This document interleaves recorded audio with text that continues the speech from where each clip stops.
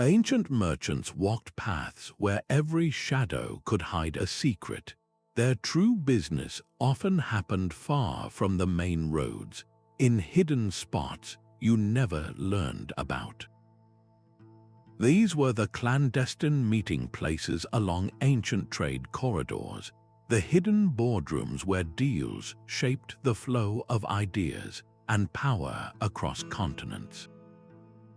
We are pulling back the curtain on 25 of these forgotten locations, revealing how secret hubs for cultural exchange and even espionage operated right under everyone's noses.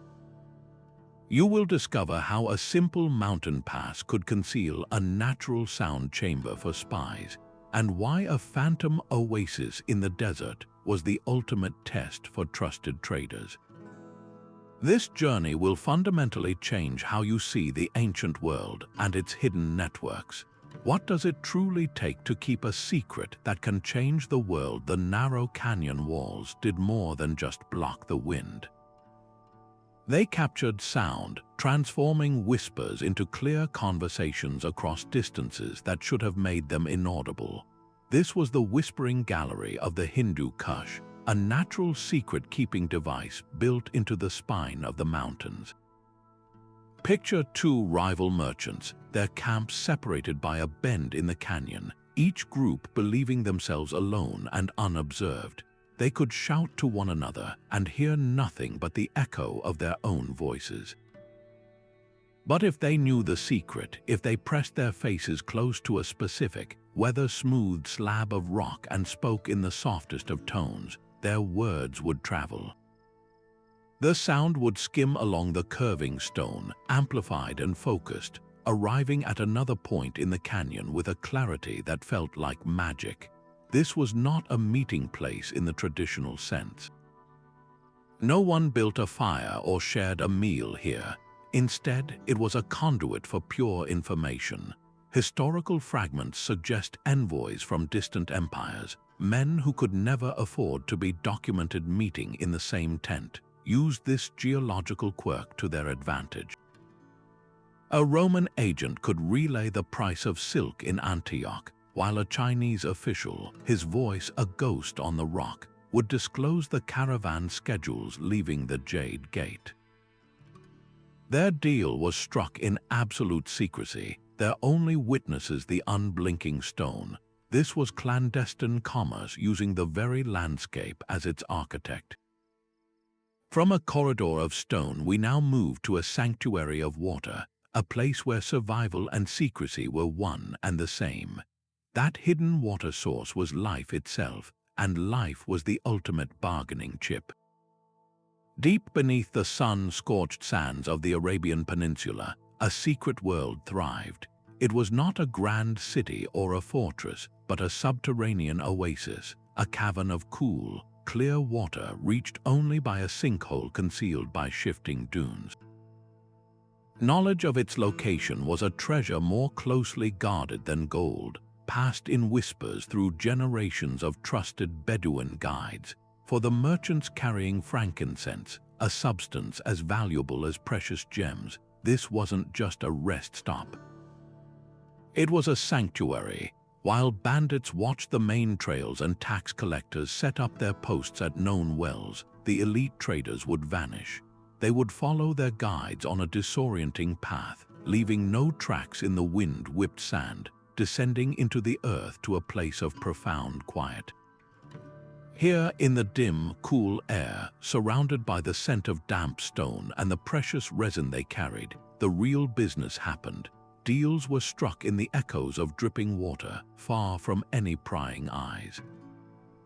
The price of frankincense for the entire season could be decided in this hidden chamber, a decision that would ripple out to alter the economies of empires in Rome and Jerusalem. This secret didn't just make them rich, it made them untouchable. They controlled the flow of information and the very means of survival. From a sanctuary carved by nature's hidden hand, we now journey to a meeting place built with a far more deliberate and cunning purpose. On the sheer cliffs at the desert's edge, a silent community of monks offered more than just prayers. The forgotten Scriptorium of the Taklamakan was a hub of intellectual smuggling, where spiritual devotion masked a lucrative trade in forbidden knowledge. Imagine a merchant weary from the desert crossing, arriving not with a caravan of spices but with a single, precious text. Inside the Scriptorium, a room lit by flickering oil lamps and smelling of ink and parchment, monks would meticulously copy its contents. These were not religious scriptures, but manuscripts detailing technological marvels the Chinese Empire guarded fiercely.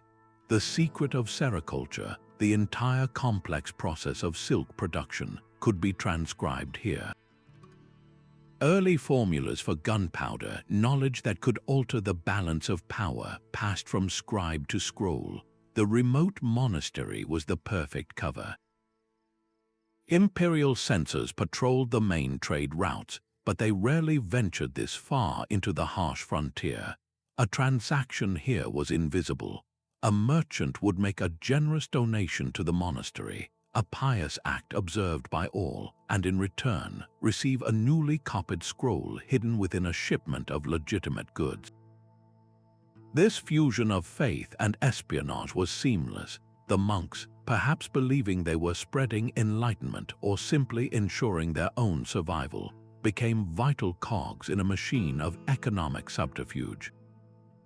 The desert itself was their accomplice, swallowing evidence of these meetings.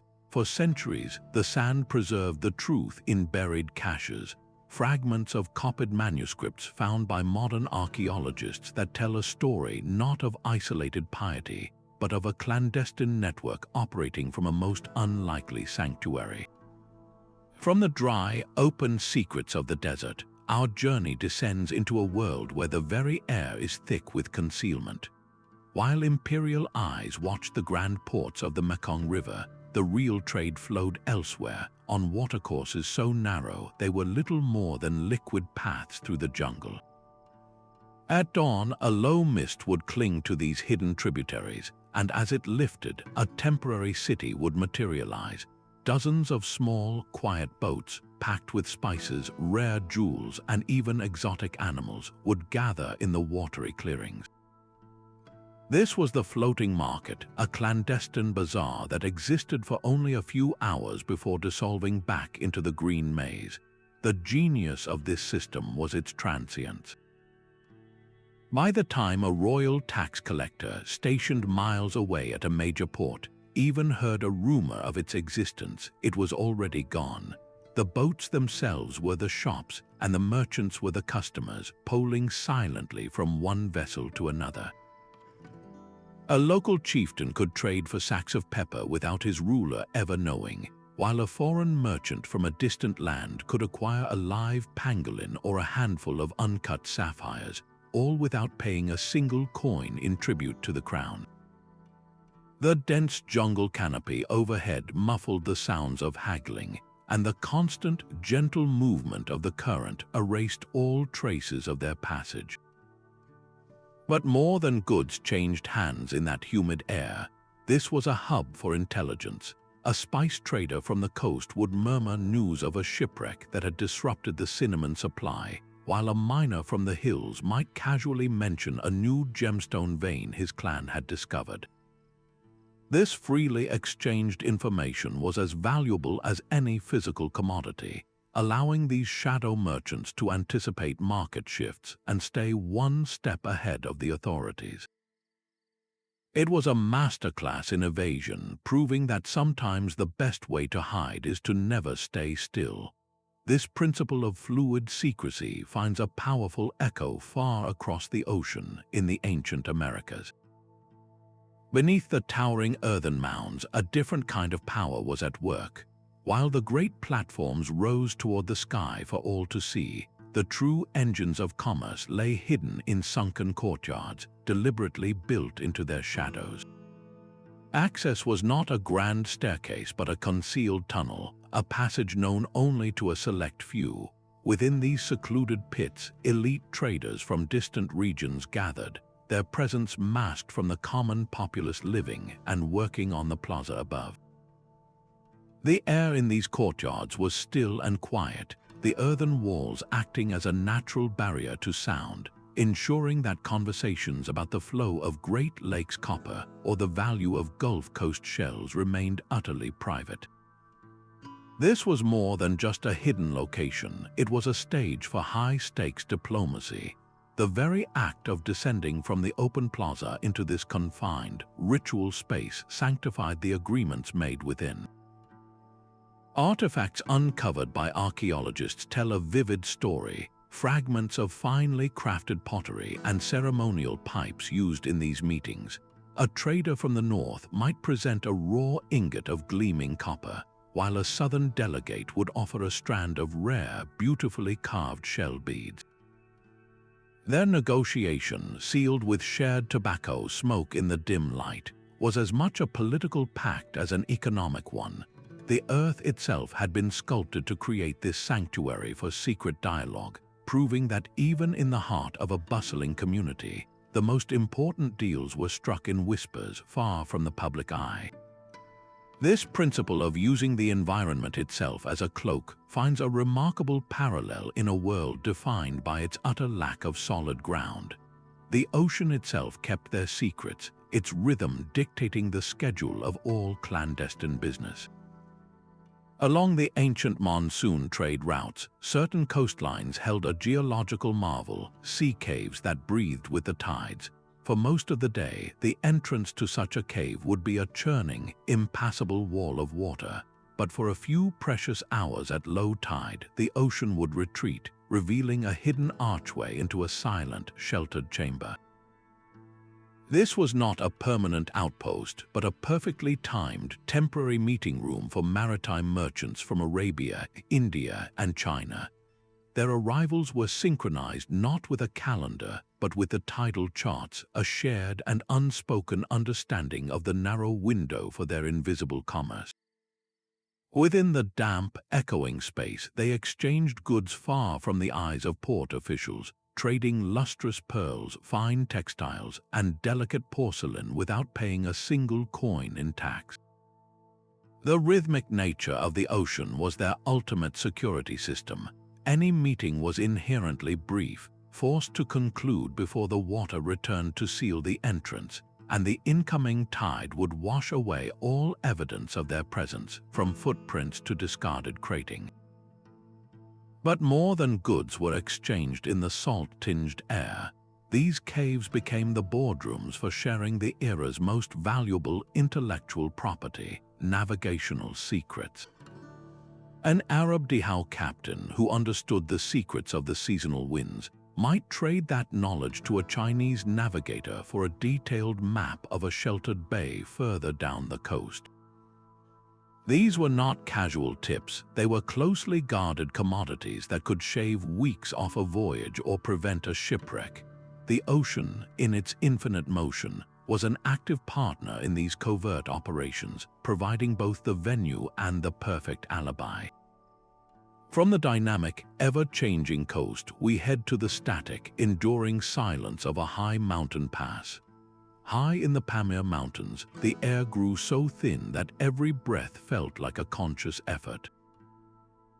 This was the Eagle's Nest, a remote ledge on the Silk Road that served as a neutral ground for the most delicate of human transactions, the exchange of hostages. Warring empires locked in stalemates that stretched for years would agree to meet here. The location itself was the first guarantee of safety. The punishing climb and the dizzying altitude meant that no army could accompany the diplomats. Only small, trusted parties could make the ascent, each person acutely aware that a single act of betrayal would mean certain death for their valuable captive and for themselves. The negotiations were often brokered by an unlikely group of peacemakers, Buddhist monks from a nearby monastery. These men, detached from worldly power struggles, acted as the guarantors for the safe passage of all involved. Imagine the scene, the wind whipping across the barren rock as two groups, mortal enemies, stood facing each other in that rarefied air. A prince from one kingdom, held for years in a gilded cage, would be led forward. In return, a high-ranking general from the other side would be presented. The monks would oversee the transfer, their silent presence a powerful reminder of the sanctity of the agreement. There were no grand ceremonies or signed treaties on that ledge, only a tense, quiet exchange that could end a conflict or secure a decade of fragile peace. The sheer physical ordeal of reaching this spot underscored the immense gravity of the decisions made there, proving that when trust was impossible, geography could be engineered to enforce a temporary truce. From this stark realm of rock and sky, our path now leads down into the tangled, living secrecy of an ancient forest. Deep within the ancient woodlands of northern Europe, a clearing existed that felt outside of time itself. It was not ringed by living trees, but by a silent circle of petrified giants that would turn to cold, unmoving stone over millennia. This was the sacred clearing of the Amber Road, a neutral ground for tribes often locked in bitter rivalries. The atmosphere here was profoundly different from the surrounding forest. The usual sounds of life were absent, replaced by an eerie, heavy silence that seemed to demand solemnity. When chieftains and traders entered this space to barter for glowing amber, thick furs, and other high-value goods, the very environment enforced a truce. The petrified trees stood as stark, timeless witnesses, and to break an agreement within their sight was seen as an offense not just against the other party, but against the spirits of the place itself. This perceived supernatural presence was a powerful tool for commerce in a land without written laws or impartial enforcers. A deal sealed here, perhaps with a handshake over a pile of sun-colored amber, carried the weight of a spiritual pact. The location's sacred reputation provided a security system that no human guard could match, transforming a potentially volatile exchange into a ritual of peaceful trade. This clever use of a perceived sacred space reveals how ancient people engineered not just routes, but the very psychological conditions for safe commerce. It proves that in lawless territories, the greatest authority could be a shared sense of awe. That same desire for controlled, secretive exchange would eventually be baked into the very stone of a bustling city, moving from the sacred grove to the urban maze. The grand caravans approaching Samarkand saw exactly what they expected to see. A sprawling caravanserai stood just outside the city's magnificent walls, offering shelter, stables, and a bustling courtyard. It was a perfect replica, an architectural mirror of the genuine way stations that dotted the Silk Road. But for certain travelers, this was the end of their journey, a beautifully crafted prison of misinformation. This was the Counterfeit caravanserai, a state-sanctioned illusion designed to filter the stream of visitors entering one of the world's greatest cities. Unwanted envoys, potential spies, or simply merchants deemed too troublesome were expertly guided to this decoy. They were treated with impeccable hospitality, fed lavish meals, and given comfortable quarters, all while being subtly isolated from any real intelligence or valuable trade partners. Their letters were intercepted, their conversations overheard by servants who were actually city guards, and their perception of Samarkand's wealth and power was carefully curated by their hosts. Meanwhile, the truly important guests, the trusted allies and high-stakes informants, were whisked through a different, unassuming gate. They were taken to a hidden complex nestled deep within the city's heart, a place of genuine luxury and absolute privacy where the real deals were struck. Here, away from prying eyes and decoyed diplomats, the fate of entire commodity markets could be decided, and secrets between empires were exchanged. The genius of the system was its seamless deception. The ruler of Samarkand could publicly entertain a delegation from a rival power at the fake caravanserai, feigning friendship and openness, while simultaneously negotiating a military alliance against them within the secret inner sanctum. This was urban planning as a tool of espionage, a masterpiece of control that turned the very concept of hospitality into a weapon. The sands of Africa held secrets of their own, where a different kind of filtering occurred, not through deception, but through the unforgiving logic of the desert itself. The value of salt in the Sahara was a force that could build empires, and its trade demanded a vault more secure than any built by human hands. Far beneath a seemingly random and shifting dune lay the Salt Crypt, a natural cavern known only to the most trusted Tuareg merchants and the emissaries of West African kings. The entrance was a masterclass in desert camouflage, its location changing with every major sandstorm, making it impossible to find without a guide who carried the knowledge like a sacred inheritance. Inside, the meetings unfolded in a profound, absolute darkness. There were no torches, no faces to be seen. Deals for mountains of salt, traded for its weight in gold, were conducted purely by touch and sound. A merchant would feel the rough, crystalline texture of a salt block, heft its satisfying weight in his hands, and then listen for the heavy, dull clink of gold dust being poured into a leather pouch on the other side of the cavern. This ritualistic anonymity was the bedrock of trust. In the void, your word and the quality of your goods were the only things that mattered, stripping away all pride and posturing. For centuries, this hidden chamber functioned as the silent, beating heart of the trans-Saharan economy, a place where the desert itself became a partner in the most crucial of exchanges, swallowing the evidence of each transaction to protect the prosperity of nations.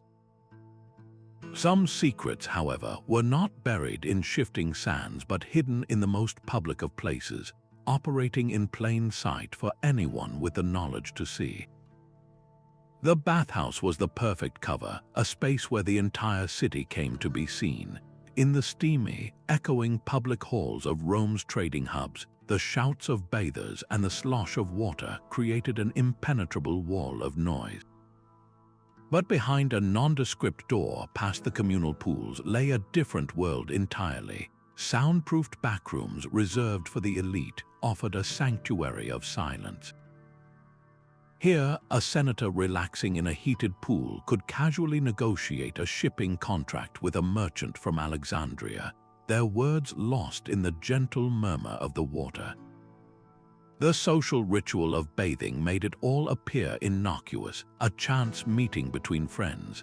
Yet in these rooms, the transport routes for entire legions were arranged, and the fates of provincial governors were decided over cups of wine. Foreign agents posing as wealthy visitors could mingle freely, gathering intelligence and influencing policy without ever raising an eyebrow. This was psychological misdirection mastered to an art form, hiding the most sensitive dealings of state in the most public institution imaginable. The bathhouse was not merely for washing. It was a clandestine nerve center where the empire's true business was conducted in plain sight, steamy air, and shared leisure providing the ultimate disguise. From the engineered warmth of Roman bathhouses, our journey turns toward a world defined by its raw, elemental cold. The warm, deceptive comfort of the Roman bathhouse gives way to the biting winds of a Scandinavian fjord. At the head of a deep, secluded inlet, a stone watchtower stood sentinel against a dramatic sky. To any casual observer, it was a simple defensive structure, a place to light a beacon in case of raiders. But its true purpose was far more strategic. This was the Fjord Lookout, the clandestine operations center for the vast Norse trade network. Here, Viking merchants and seasoned explorers, men who had navigated from the shores of North America to the rivers leading to the Caspian Sea, would gather not for plunder but for planning. The location was chosen with a spy's precision. Its panoramic view meant any ship entering the fjord was visible hours before it could reach the shore, providing ample time to hide sensitive materials or simply vanish into the labyrinth of surrounding waterways if the approaching sail belonged to a rival or a royal tax collector. Within the tower's secure walls, these navigators of the north would unroll their precious charts, rough maps scratched on leather or carved into wood. They shared vital intelligence about the complex river systems of Eastern Europe, detailing the best portage points where their sleek longships could be dragged over land to reach new waterways. A captain who had just returned from a journey to the dazzling markets of Constantinople would describe the political mood in the Byzantine court, while another, familiar with the overland routes to Baghdad, would advise on which nomadic tribes were demanding tolls. This exchange of geographical and political knowledge was their most valuable cargo. It allowed them to coordinate their movements across unimaginable distances, ensuring that furs from the Baltic, silver from the Caliphate, and silk from the East continued to flow along their secret web of routes. Their expansion was not a random series of raids, but a carefully orchestrated campaign of commerce, and its success depended entirely on secure, hidden meetings like those at the Fjord lookout. This mastery of covert logistics finds a fascinating parallel in the ancient kingdoms of the Far East. The Grand Canal was a public artery of immense power, a waterway so vital that its traffic was a constant, bustling spectacle. Yet hidden in plain sight along its main route was a private, soundproofed corridor. Imperial engineers had straightened a specific section, and for a very deliberate reason. They then planted dense, towering groves of bamboo right to the water's edge. The effect was immediate and profound. The rustle of countless bamboo leaves in the wind created a permanent, natural curtain of white noise, swallowing the sounds of nearby boats and masking all conversation. This secluded lane became the checkpoint no one ever saw. Here, away from the public docks and the watching crowds, imperial inspectors would board tribute barges. They examined the shipments of silk, porcelain, and tea destined for the emperor's treasury, ensuring quality and quantity without the pressure of public ceremony. But the very features that made it perfect for official business also made it ideal for its shadow economy. The same bamboo that hid the inspectors' critiques also concealed a far more illicit trade. Corrupt officials gliding up in sleek, fast boats would meet with smugglers. A crate of the finest blue and white porcelain, officially recorded as lost or broken, would be quietly transferred from the imperial barge to a private vessel. The rustling leaves covered the sound of the transaction, and within moments the smuggler's boat could vanish into one of the many smaller canals that fed into the main channel, its valuable cargo diverted forever from the treasury. This bamboo-lined stretch was a perfect paradox, a place of both imperial oversight and systematic theft, proving that even the most monumental symbols of state control were honeycombed with secret passages for private gain. This dance between official power and clandestine opportunity finds a powerful echo in the vastness of the Pacific Ocean. The vast Pacific offered no roads, only endless, shifting paths of stars and currents. On a tiny, waterless atoll, a ring of coral stones stood as a silent monument to a different kind of power. This was the Council Ring of the Polynesian voyagers, a neutral ground where the greatest navigators the world has ever known would gather. They came from rival island chains, their great double-hulled canoes pulled onto the white sand, not for conquest but for collaboration. The trade was tangible, precious black obsidian for tools, vibrant feathers for royal cloaks. But the true currency exchanged here was infinitely more valuable. It was knowledge. In the center of that stone circle, under a blanket of unfamiliar southern stars, a master navigator from Tahiti might trace a pattern in the sand, illustrating a newly discovered current that could shave days off a voyage to the west. Another, from the Marquesas, would describe the specific swell patterns that indicated a low, uncharted island just beyond the horizon. The location itself was the key to its secrecy. With no source of fresh water, the atoll could not support a permanent settlement. No chief could lay claim to it, no army could garrison it. This forced a profound equality. Every visiting group was a guest, utterly dependent on the water they brought with them and the cooperation of their peers to survive. These meetings were the hidden strategic conferences that fueled the greatest human migration across open ocean in history. The shared secrets of the sea, passed from one master to another in that isolated ring, allowed the Polynesian culture to explode across thousands of miles of empty ocean, finding and settling specks of land with a precision that still defies belief. Their network was not built on written maps, but on a living, spoken library of the sea, maintained in the one place where rivalry was set aside for the survival of all. This sophisticated system of shared intelligence finds a surprising echo far away in the very cradle of civilization. The towering Zigorate was a public declaration of faith, its steps worn smooth by the feet of countless pilgrims. But at its summit, behind walls thick enough to silence the world, a different kind of prayer was offered, one spoken in the language of commodities and contracts. The inner treasury chamber was a nexus of power where the high priest and the city's ruler would meet with emissaries from distant lands. The air was heavy with the scent of incense and the weight of impending deals. Cuneiform tablets recovered from these very rooms detail astonishing transactions.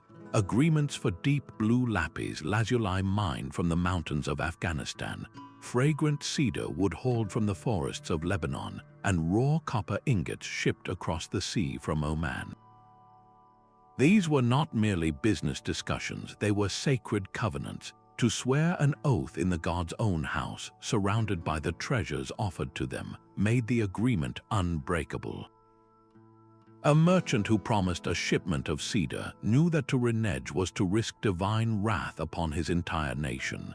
This was the ultimate psychological security system, leveraging absolute faith to underwrite the economy. The Zigorate was far more than a temple. It was the central bank and diplomatic headquarters of the ancient world, where the flow of wealth was directed under the unblinking gaze of the divine. This seamless fusion of the spiritual and the commercial laid the foundation for urban civilization itself. Our path now leads from these baked brick towers to the sun-bleached stone of a different sea. Control over water meant control over destiny in the Roman world, and that power was brokered in the most unlikely of places. Far from the bustling city centers, tucked away in the quiet countryside, stood small, unremarkable stone buildings. To a passing farmer, they were just another part of the immense aqueduct system, perhaps a maintenance shed. But these were siphon houses, the hidden pressure chambers that regulated the flow of water across deep valleys, and they served a second, far more secret purpose. This was the private boardroom of the Aquarii, the powerful guild of aqueduct engineers. Within those thick, damp walls, surrounded by the roar of pressurized water and the smell of whetstone, the future of entire regions was decided. A wealthy landowner, seeking to multiply the value of his estate, would meet there in secret with the chief engineers and complicit city planners. Their negotiation was straightforward. A new branch of the aqueduct would be routed to run directly through the landowner's property, in exchange for a substantial, undeclared payment. The technical nature of the location was their perfect shield. No curious politician or rival citizen would ever think to frequent a place devoted to such complex and noisy machinery. The roar of the water itself drowned out their conversations, while the very complexity of the siphon system ensured that any uninvited guest would be utterly lost, both physically and intellectually. These clandestine deals, struck in the bowels of Rome's greatest public works, did more than just make a few men rich. they deliberately shaped the growth of urban centers, determining which suburbs would flourish into thriving towns and which would remain barren. The Siphon House proves that the most profound power is often hidden not in palaces, but in the unassuming technical hubs that keep civilization running. That same desire to control a vital resource from the shadows finds a stunning parallel within a hollowed-out mountain. The Quhapak Nyan was a marvel of engineering, a stone ribbon stitching together the world's largest empire of its time. Yet one of its most brilliant features was not built by human hands at all. A specific canyon along this royal road possessed a strange and perfect silence, an acoustic void where sound simply died a few feet from its source. In this soundless canyon, the empire's most vital communications were perfectly secure. A Chasqui runner, carrying a memorized message about a grain shortage in the highlands or a troop rebellion in the lowlands, could sprint through this corridor without a whisper of his words escaping. Even if a spy were concealed on the cliffs directly above, they would hear nothing but the wind and the runner's footsteps, the urgent content of the message swallowed by the canyon's unique physics. This natural security system was also used for the most delicate of human interactions. A regional governor arriving with his full entourage would meet an imperial inspector in the heart of the canyon. Their conversation, a frank report on tax collection or local unrest, would be utterly inaudible to the governor's own aides waiting just a short distance away. This eliminated the risk of conspiracy or misinterpretation, allowing for a brutally honest exchange that was for the inspector's ears only. The Inca did not just build roads through their mountains, they weaponized the mountain's own properties, turning a geological quirk into a tool of absolute state control. From the silent, vertical world of the Andes, our journey sweeps across the horizontal expanse of the Central Asian steppe. The open steppe offered no hiding places, yet it held secrets in plain sight. A perfect circle of standing stones rose from the endless grass, a silent parliament for the nomadic horse lords of Eurasia. This was the Horse Tamers Circle, a neutral ground where rival confederations could meet without surrendering their pride or their safety. The circular formation was its own statement of purpose, with no head or foot, symbolizing that every chieftain who entered stood as an equal. Inside this stone ring, they would negotiate the most delicate of matters, the timing of their great seasonal migrations. A misstep here could mean two massive tribal groups with their countless herds converging on the same valley, leading to a desperate conflict over scarce grazing land. The agreements forged in this circle prevented wars before they could ever begin, a masterclass in logistical diplomacy, but the true lifeblood of this place was the horse. Here, the most vital commodity of the steppe was traded, not just as animals but as living secrets. A chieftain from the east might bring a stallion renowned for its incredible endurance, its genetic line a treasure guarded as fiercely as any gold. In return, a chieftain from the west might offer the techniques his people used to train war horses to stand unflinching in the chaos of battle. These were not simple sales, they were exchanges of power, negotiated in whispers within the ancient circle. The stones were the only witnesses to the pacts that shaped the destiny of the plains, a nomadic democracy in its purest and most essential form. This need for a secure, floating point of negotiation finds its ultimate expression not on land but upon the sea itself. The sea holds its secrets in deep, unmapped coves where a fleet of phantoms gathered under a moonless sky. On a deserted Mediterranean island, a hidden anchorage would briefly come to life, its waters crowded with unmarked merchant ships. This was the Ghost Fleet Anchorage, a floating black market that existed entirely outside the laws of any nation. The location was a closely guarded cipher, shifting with the seasons and the whims of powerful patrons to avoid naval patrols. Attendance was by invitation only, secured through a complex language of lantern signals and flag patterns that changed with every gathering. In this world of shadows on the water, the line between criminal and merchant dissolved entirely. A respectable ship's captain from a major port might tie up next to a known pirate, their vessels indistinguishable in the dark. The pirate would offload silks and spices taken from a plundered caravan ship, while the legitimate merchant would offer payment in untraceable silver, no questions asked. By dawn, those same stolen goods would be safely stored in the merchant's hold, their manifests now listing them as legitimate cargo purchased in a distant, fictional port. This system allowed for the rapid laundering of plunder back into the mainstream economy, financing further piracy while providing immense, untaxed profits for the merchants involved. It was a perfect, self-sustaining cycle of illicit exchange, a testament to the fact that the most efficient markets are sometimes the ones that never officially exist. From this transient world of shifting alliances and watery lawlessness, our path leads back to the stark certainty of the desert, to a meeting place not of goods but of pure intellect. The high desert air on that isolated plateau was so clear that the stars felt close enough to touch. This was the astrologer's observatory, a secret summit for the most valuable commodity of all, pure knowledge. Scholars from Baghdad, mathematicians from India, and court astronomers from China would all converge here under the guise of scientific collaboration. Their shared language was the movement of celestial bodies, a universal code that bypassed political borders and ancient rivalries. They meticulously compared star charts, debated the length of a solar year, and refined complex lunar calendars.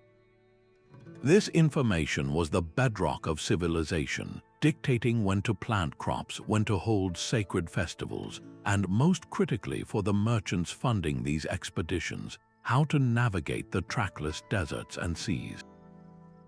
A more accurate calendar meant a merchant caravan could perfectly time its journey to arrive at a market right as a religious festival began, when prices for certain goods would triple.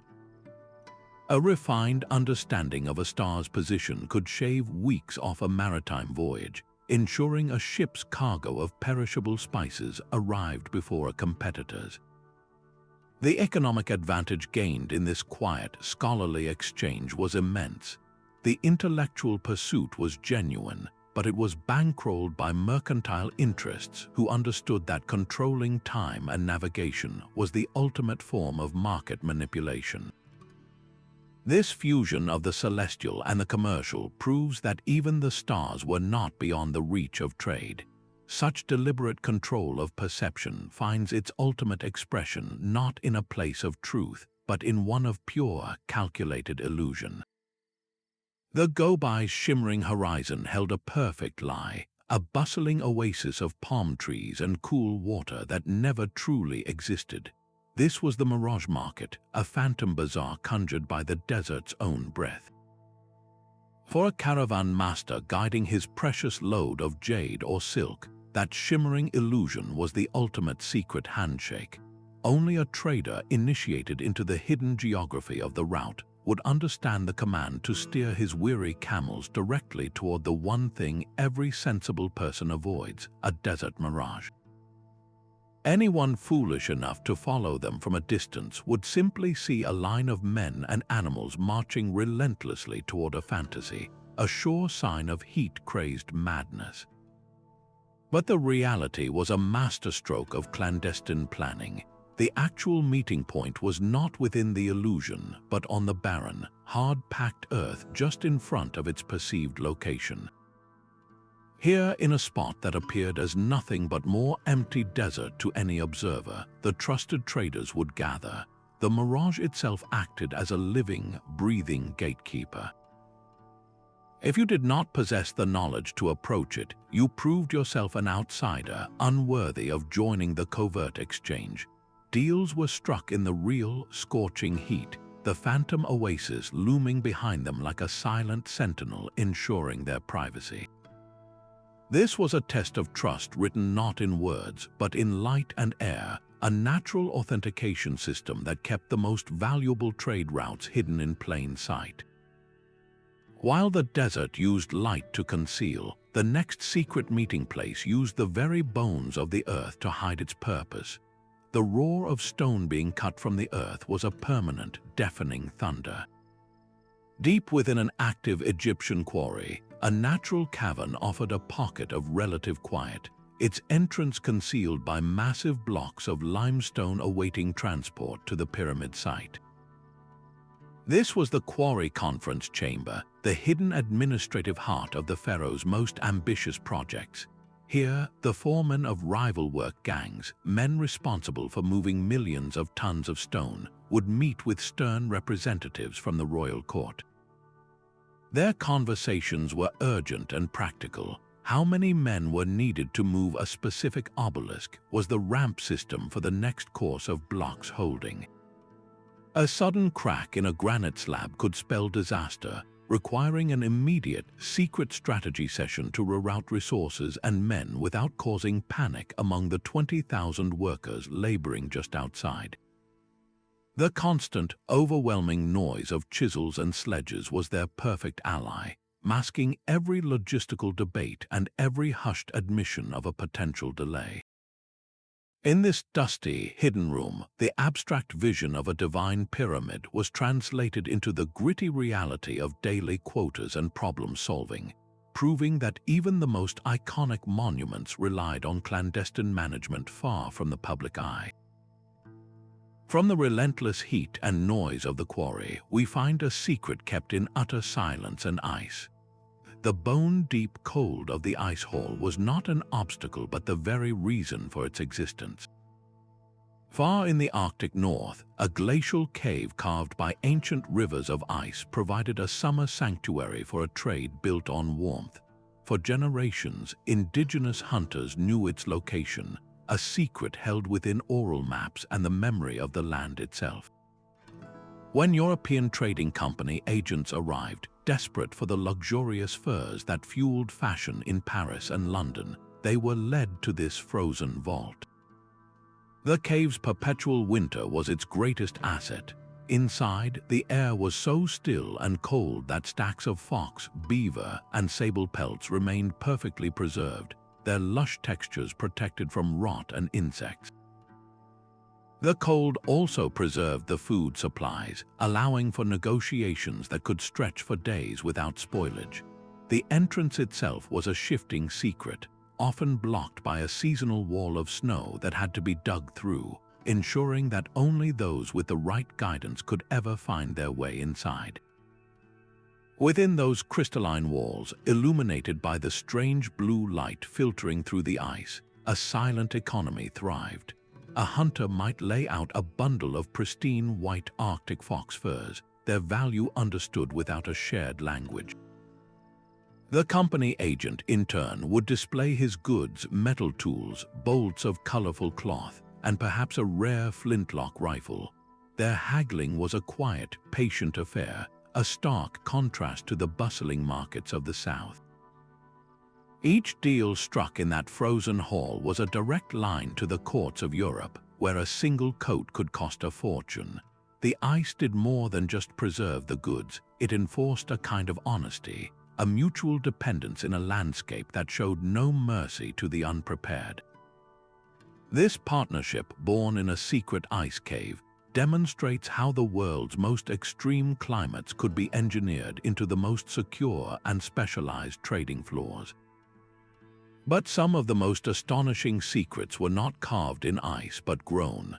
A single banyan tree could form an entire secret society. Its vast canopy, supported by a maze of aerial roots that grew down into the earth to become new trunks, created a natural palace of dappled light and shadow.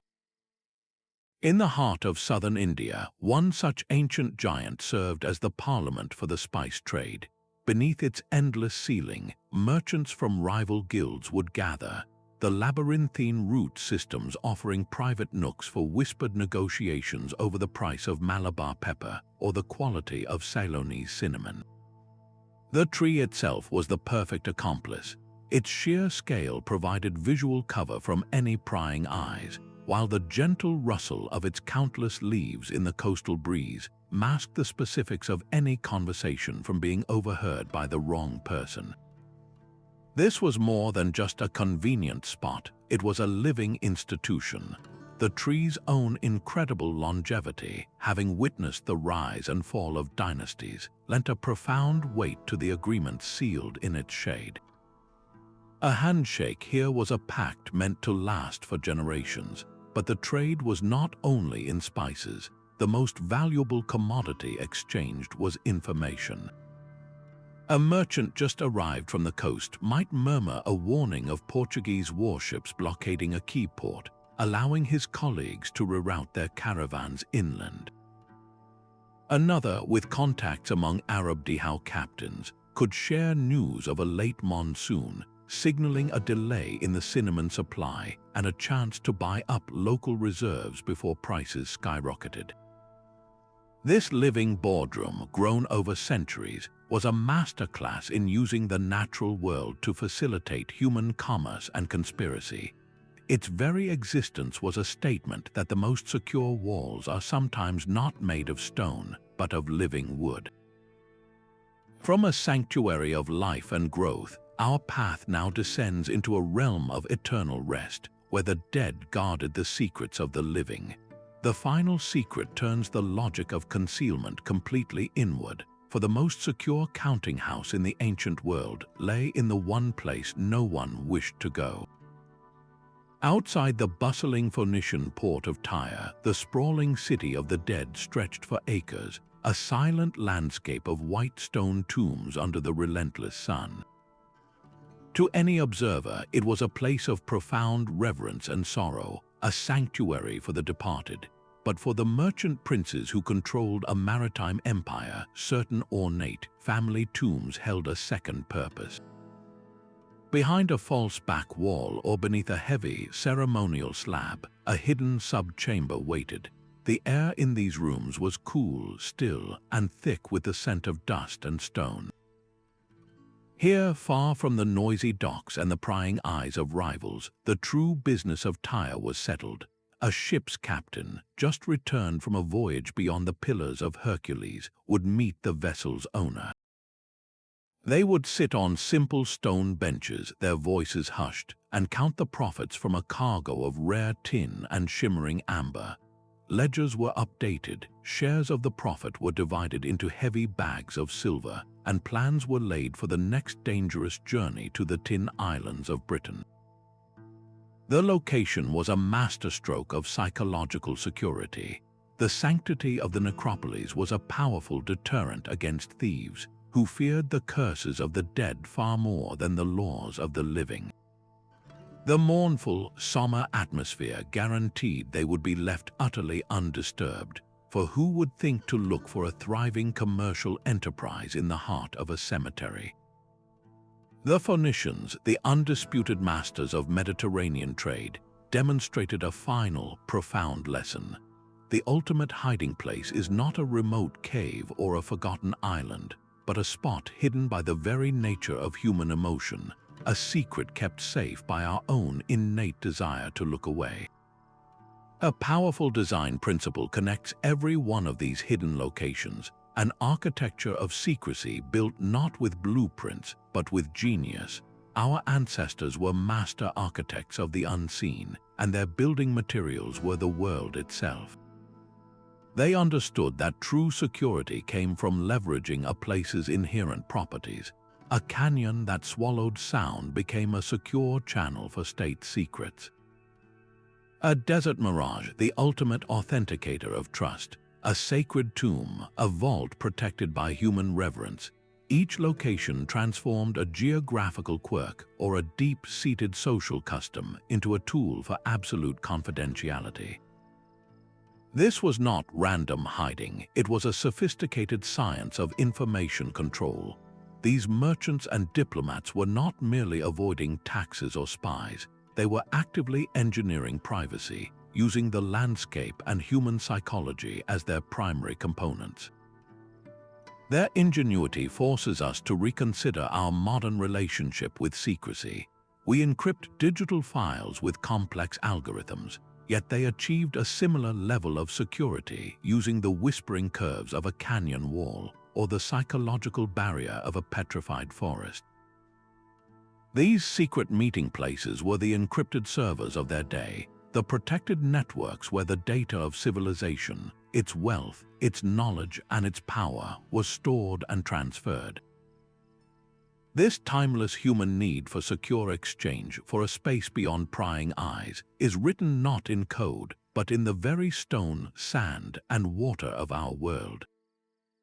From the whispering canyons of the Hindu Kush to the silent counting houses among Phoenician graves, a hidden layer of history is now laid bare.